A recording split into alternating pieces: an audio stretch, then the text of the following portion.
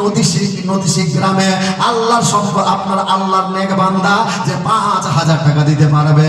আমি তো আপনার কাছে 5 কোটি টাকা চাই নাই রে বাবা, অথবা আপনার কাছে 5 লাখ টাকাও চাই নাই, কারণ এই 5 কোটি টাকা দিতে আপনার দিতে হয়তো সক্ষম হবেন না।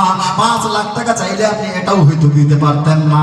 5,000 টাকা যেটা পসিবল, যেটা আপনি দিতে পারবেন না এই রাসূলের ঘরের জন্য, আজকে আপনার হয়তো জানাজার ইমাম এই মাদ্রাসার মধ্যে লুকায়িত আছে। আপনি মারা গেলে ওই মাদ্রাসার তারবিরটাই হয়তো আপনার জানাজার ইমাম হবে। মা,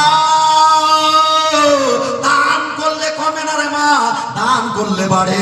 এই রুজিকের মালিক দুনিয়ার কোনো আপনার নেতাই নয়, রুজিকের মালিক হলো আমার আল্লাহ।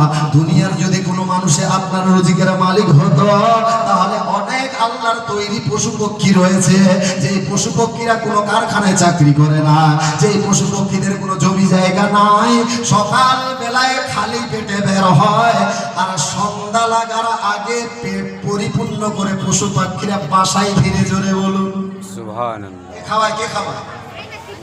সকাল বেলায় পাখিরা খালি পেটে বার হয় কোনো চাকরি করে না, সন্ধ্যা লাগার আগে পেট পরিপূর্ণ করে আবার বাসায় ফিরে। জোরে বলুন সুবহানাল্লাহ। কে খাওয়ায়? কে? রুজিকের মালিক যদি দুনিয়ার কোন সরকারে হতো, তাহলে এই পশু পক্ষীরা না খেয়ে মারা যেত।